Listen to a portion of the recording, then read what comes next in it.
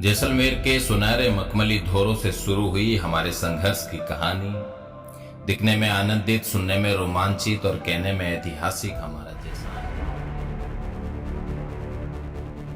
Barmer Lok Sabha seat पर निर्दलीय उम्मीदवार के तौर पर उतरे रविंद्र भाटी चुनाव हार गए। कांग्रेस के उम्मीदवार बेनीवाल चुनाव जीत गए। युवाओं में भाटी की लोकप्रियता के कारण उनकी जनसभाओं में भारी भीड़ भी उमड़ी, लिहाजा वो कई बार जीत के दावेदार नजर आए। चुनाव के बाद भाटी ने जनता से वादा किया कि वो उनके दुख दर्द में हमेशा साथ खड़े रहेंगे। भाटी ने बाड़मेर में अपने चुनाव प्रचार के अनुभवों पर अब एक वीडियो जारी किया है, जिसमें वो जैसलमेर के रेत के धोरों के बीच अपनी कहानी कह रहे हैं।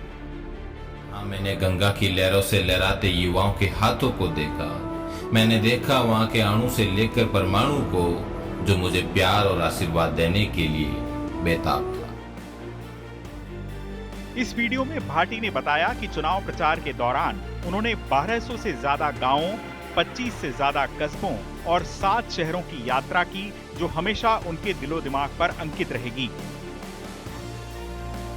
ये वीडियो भाटी की आवाज में नहीं है, लेकिन इसमें वो भावुक होकर लोकसभा चुनाव के प्रचार के दौरान युवाओं, महिलाओं और बुजुर्गों के बीच अपने अनुभवों की दास्तान सुना रहे हैं।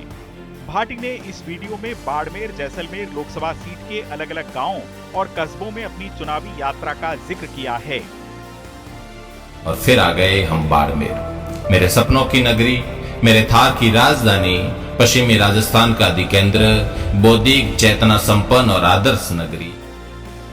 भाटी ने बताया कि उन्होंने प्रचार का आगाज सिवाना से किया, जहां का अपनत्व किसी दैवीय आशीर्वाद से कम नहीं है।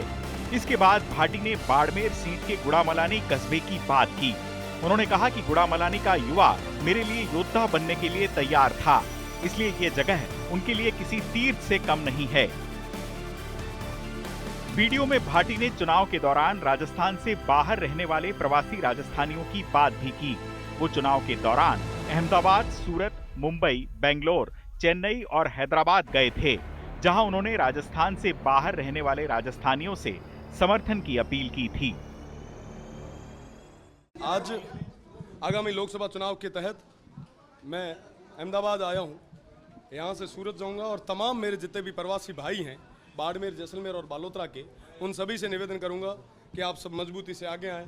आज आपका भाई इस संघर्ष के मैदान में है और इसको आज ज़रूरत है। मुझे पूरा भरोसा है बाड़मेर, जैसलमेर और बालोतरा के तमाम प्रवासी बंधु मेरे ऊपर विश्वास जताएंगे। भाटी ने चौहटन, पचपदरा और बालोतरा कस्बों में अपने प्रचार के अनुभवों का जिक्र भी किया है।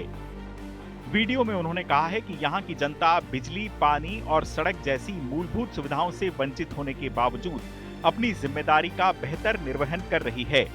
रिफाइनरी में रोजगार के नाम पर प्रताड़ित युवा उम्मीद की किरण की तरह उनकी ओर देख रहे हैं। यहाँ के लोग मेरे लिए ईश्वरीय वरदान से कम नहीं हैं। रिफाइनरी में रोजगार के नाम पर, बालोतरा में औद्योगिक क्षेत्र के नाम पर प्रताड़ित और वंचित यहाँ का युवा वर्ग एक उम्मीद की किरण के रूप में मुझे देख रहा था। यहाँ के बुजुर्ग और मातृशक्ति एक पुत्र के रूप में मुझे आशीर्वाद दे रहे थे। अंत में भाटी कहते हैं कि हार और जीत सिक्के के दो पहलू हैं, लेकिन राजनीतिक जीत से बढ़कर होता है लोगों के दिलों को जीतना। लोकसभा चुनाव में वो देश भर के सबसे ज्यादा वोट पाने वाले निर्दलीय प्रत्याशी हैं। आगे भाटी बाड़मेर की जनता को ये विश्वास दिलाते हैं कि जब भी उन्हें जरूरत होगी, वो जनता के बीच उनका बेटा या भाई बनकर मौजूद रहेंगे। सुख दुख में कंधे से कंधा मिलाकर साथ खड़े रहेंगे। चुनाव में हार या जीत के बाद अमूमन प्रत्याशी जनता के बीच से गायब हो जाते हैं, लेकिन भाटी आसमान से बरसती आग के बीच भी लगातार जनता के बीच एक्टिव हैं।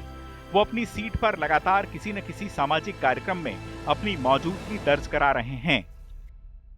यानी वो जनता के बीच बने रहने का हुनर जानते हैं।